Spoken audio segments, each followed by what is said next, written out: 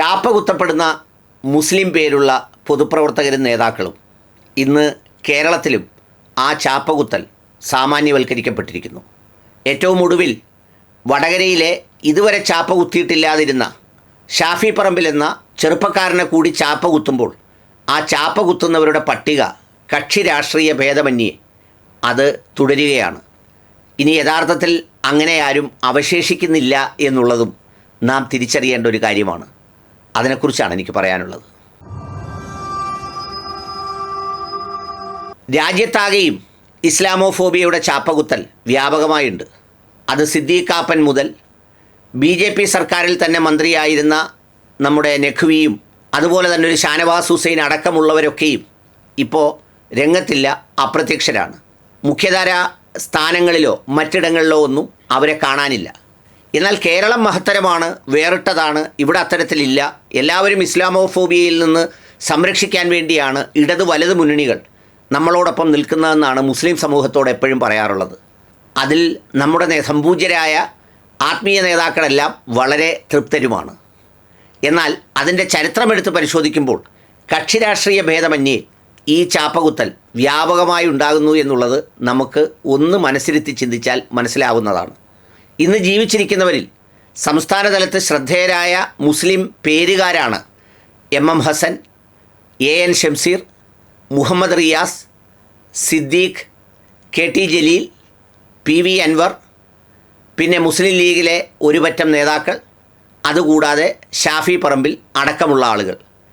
ഇവരുടെ ഓരോരുത്തരുടെയും ചാപ്പ കുത്തുന്ന കാരണങ്ങളും ഘട്ടങ്ങളും എടുത്തു നോക്കിയാൽ രണ്ട് മുന്നണികൾക്കും ഒപ്പം ഈ ചാപ്പകുത്തൽ ഒരു പ്രചരണായുധമായി ഉപയോഗിക്കുന്ന സംഘപരിവാർ രാഷ്ട്രീയത്തിനും അതിൻ്റെ പങ്കുണ്ട് എന്നുള്ളതാണ് സത്യം.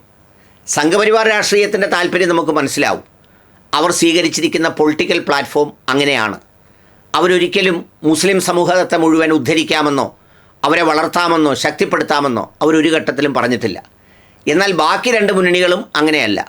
ഇസ്ലാമോഫോബിയയ്ക്കെതിരാണ്, അതിനുവേണ്ടി എന്തും പറയുന്നവരാണ്, പ്രവർത്തിക്കുന്നവരാണ്, ഫെസ്റ്റ് നടത്തുന്നവരാണ്, നരേന്ദ്രമോദിയെ വല്ലാതെ കടന്നാക്രമിക്കുന്നവരാണ്.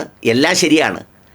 പക്ഷേ അതൊന്നും ഉള്ളിൽ തട്ടിയുള്ളതല്ലെന്നും രാഷ്ട്രീയ ലാഭങ്ങളും ലക്ഷ്യങ്ങളും വരുമ്പോൾ ഈ ആയുധം പരമാവധി മനോഹരമായി പ്രയോജനപ്പെടുത്തുമെന്നുള്ളതും നമ്മൾ കണ്ടിട്ടുള്ളതാണ്. MM ഹസൻ കോൺഗ്രസിൻ്റെ നേതാവായി മാത്രം എല്ലാ കാലത്തും നിന്നിട്ടുള്ള ആളാണ്. ക്യാമ്പസ് രാഷ്ട്രീയം മുതൽ യൂണിവേഴ്സിറ്റി ചെയർമാൻ മുതൽ MPയും MLAയും മന്ത്രിയുമൊക്കെ ആയി മുന്നോട്ട് വന്ന കാലങ്ങളിലൊന്നും MM ഹസൻ്റെ മേൽ ഒരു വർഗീയ ചാപ്പ ഒരിക്കലും കുത്തിയിരുന്നില്ല. എന്നാൽ കഴിഞ്ഞ അസംബ്ലി ഇലക്ഷന് അമീർ കുഞ്ഞാലിക്കുട്ടി ഹസൻ കേരളം ഭരിക്കാൻ പോകുന്നു എന്ന് പറഞ്ഞത് കോടിയേരി ബാലകൃഷ്ണൻ എന്ന പാർട്ടിയുടെ സംസ്ഥാന ജനറൽ സെക്രട്ടറിയാണ്. ആ പറഞ്ഞ ക്യാമ്പയിൻ വളരെ കാര്യമായി എറിച്ചുവെന്നും ജനങ്ങളിലേക്ക് എത്തിയെന്നുമാണ് വിലയിരുത്തപ്പെടുന്നത്.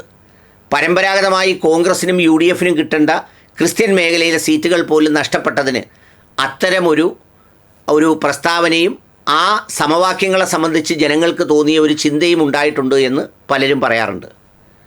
ഇനി AN ഷംസീറിലേക്ക് വന്നാൽ അദ്ദേഹം പേരുകൊണ്ട് മുസ്ലിമാണ് എന്ന് വെച്ച് അദ്ദേഹം ഒരു വിശ്വാസി എന്നുള്ള നിലയിൽ പൂർണ്ണാർത്ഥത്തിൽ എന്തെങ്കിലും കാര്യത്തിൽ ഇടപെടുന്ന ആളല്ല. അദ്ദേഹം ഒരു കമ്മ്യൂണിസ്റ്റാണ്. അദ്ദേഹം ഗണപതിയുമായി ബന്ധപ്പെട്ട് നടത്തിയ ഒരു പ്രസംഗത്തോടുകൂടി അദ്ദേഹത്തെ ഒരു വർഗീയവാദിയായി മുദ്രകുത്തി. എന്നാൽ അത്തരത്തിൽ പ്രസംഗം നടത്തുന്ന ഒരുപാട് യുക്തിവാദികളും കമ്മ്യൂണിസ്റ്റുകാരും വേറെ പേരുകാരായുണ്ട്. അവർക്കാർക്കും ആ ചാപ്പ കുത്തൽ കിട്ടിയില്ല. അദ്ദേഹത്തെ സംഘപരിവാർ രാഷ്ട്രീയം അങ്ങനെ ചാപ്പ കുത്തുമ്പോൾ അതിനോടൊപ്പം നിശബ്ദമായെങ്കിലും പിന്തുണ നൽകുകയായിരുന്നു UDFകാരും. ആയിക്കോട്ടെ, നമ്മൾ നാടൻ ഭാഷയിൽ പറഞ്ഞാൽ മകൻ മരിച്ചാലും വേണ്ടില്ല, മരുമകളുടെ കണ്ണീര് കാണാൻ കഴിയുമല്ലോ എന്നുള്ളതാണ്. സിദ്ദീഖിനെ എന്നോ ചാപ്പ കുത്തിയതാണ്. ജമാഅത്ത് ഇസ്ലാമിയും അതിനു മുമ്പുള്ള കാര്യങ്ങളുമൊക്കെ പറഞ്ഞ് അദ്ദേഹത്തെ ചാപ്പ കുത്തിയിട്ടുണ്ട്. ആ കുത്തുന്നതിന് സംഘപരിവാർ രാഷ്ട്രീയത്തോടൊപ്പം ഇടതുപക്ഷ രാഷ്ട്രീയക്കാരും അതിനോടൊപ്പം കൂടാറുണ്ട്. PA മുഹമ്മദ് റിയാസ് എന്ന് പറയുന്ന ഇപ്പോഴത്തെ പൊതുമരാമത്ത് വകുപ്പ് മന്ത്രി മുഖ്യമന്ത്രിയുടെ മകളെ വിവാഹം കഴിച്ചു, കോഴിക്കോട് മത്സരിച്ചു, ഇതൊക്കെയായിരുന്നു.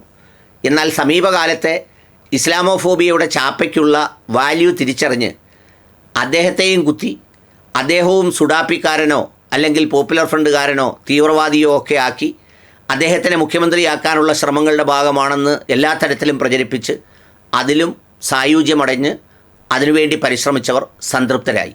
പിന്നീടുള്ളത് KT ജലീലും അൻവറുമാണ്. KT ജലീലിനെയും കാശ്മീർ വിഷയവുമായി ബന്ധപ്പെട്ട് എഴുതിയ കുറിപ്പും അതുമായി ബന്ധപ്പെട്ട കാര്യങ്ങളിലുമൊക്കെ അദ്ദേഹം ഈ പറയുന്ന മുദ്രകുത്തലിന് വിധേയനായിട്ടുള്ള ആളാണ്. അദ്ദേഹത്തെ മുദ്രകുത്തുന്നതിൽ UDFകാരും അതോടൊപ്പം തന്നെ സംഘപരിവാര രാഷ്ട്രീയക്കാരും എല്ലാം ചേർന്ന് തന്നെയാണ് നിന്നത്. PV അൻവറിനുമുണ്ട് ആ മുദ്ര. എന്നാൽ അത്തരത്തിൽ ഇതുവരെ മുദ്ര കുത്താതിരുന്ന ഒരാളാണ് ഷാഫി പറമ്പിൽ. അദ്ദേഹം പാലക്കാട് നിന്ന് മത്സരിക്കുമ്പോൾ അവിടെ അഗ്രഹാരങ്ങളും ഒക്കെ അടങ്ങുന്ന സ്ഥലമായതുകൊണ്ടും പലപ്പോഴും വലിയ ഫൈറ്റുകൾ എടുക്കേണ്ടി വന്ന ആളായിരുന്നതിനാലുമൊക്കെ അദ്ദേഹത്തിൻ്റെ മേൽ അങ്ങനെ ഒരു ചാപ്പയുണ്ടായിരുന്നില്ല. എന്നാൽ വടകര ഇലക്ഷനോടുകൂടി അദ്ദേഹത്തിൻ്റെ മേലും അത് കുത്തി ആ പട്ടിക പൂർത്തിയാക്കി. ഇത് കുത്തുമ്പോൾ ഇവരൊക്കെ തന്നെയാണ് മറുവശത്തെ പേരുകാരായ ആളുകളെ കുത്തുന്നത് എന്നുള്ള പ്രത്യേകതയുണ്ട്. എന്ന് വെച്ചാൽ ഇരയും വേട്ടക്കാരും ഇവരൊക്കെ തന്നെയാണ്. ഇങ്ങനെ മാറിയും മറിഞ്ഞും ചാപ്പ കുത്തി ഈ ആസ്വാദനമൊക്കെ നടക്കുമ്പോൾ മറ്റേതെങ്കിലും പേരുകാരായ ആളുകൾ ഏത് മണ്ഡലത്തിൽ ആരോട് മത്സരിച്ചാലും ഇതുപോലെയുള്ള ചാപ്പകുത്തലുണ്ടാവില്ല. അവിടെ രണ്ട് മുന്നണികളും നിശബ്ദമായിരിക്കും, സംഘപരിവാറും നിശബ്ദമായിരിക്കും. എന്നാൽ ചാപ്പകുത്തൽ മുഴുവൻ നടക്കുന്നത് ഇവിടെയാണ് എന്നുള്ളതാണ് അതിൻ്റെ ഒരു പ്രത്യേകത. ഇത്തരം ചാപ്പകുത്തലുകൾ ഈ നേതാക്കളുടെ പേരിലുള്ളതുകൊണ്ട് അവരാകട്ടെ കിട്ടുന്ന സന്ദർഭങ്ങളിൽ അവരുടെ മതേതരത്വം തെളിയിക്കാൻ വേണ്ടി മറ്റൊരാളിനെ ആക്രമിക്കുന്നതിൽ വലിയ സന്തോഷവാന്മാരാണ്. എന്ന് പറഞ്ഞാൽ ഷാഫിക്ക് ജലീലിനെ ആക്രമിക്കുന്നതിലും ജലീലിന് തിരിച്ചാക്രമിക്കുന്നതിലും അൻവറിന് ഹസനെ ആക്രമിക്കുന്നതിലും ഹസന് തിരിച്ച് മറുപടി പറയുന്നതിലും ഒക്കെയും ഇക്കാര്യത്തിൽ നല്ല താല്പര്യവും ഉണ്ടാകുമെന്നത് മറ്റൊരു വശമാണ്. കാരണം ഇത്തരം മുദ്രയുള്ളതുകൊണ്ട് ഈ മുദ്രയിലല്ല തങ്ങളെന്ന് വരുത്താൻ തിരിച്ചാക്രമിക്കുന്നത് ഇതുപോലെ കിട്ടുന്ന അവസരങ്ങളിലായിരിക്കും. അതും ഈ മുദ്ര കുത്തലിൻ്റെ മറ്റൊരു ഇമ്പാക്റ്റാണ്.